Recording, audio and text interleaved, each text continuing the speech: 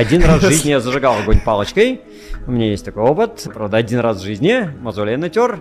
Но да, я могу. У нас, кстати, сейчас вот буквально сегодня планируются эксперименты по добыванию огня выбиванием искрой. Мы уже такие проводили эксперименты, но что-то у нас нифига не сгорелось. Искры летели, на ура. Вот искр мы добыли, просто я лично стучал, я даже сломал этот камень, которым стучал. Вот, за что меня не похвалили, потому что, ну, там, перит, он здоровый кусок, в общем, довольно редкостная вещь. Ну, вот, но я перестарался. Но ничего не сгорелось. Мы решили, что труд был неправильный, мы это сделали правильно.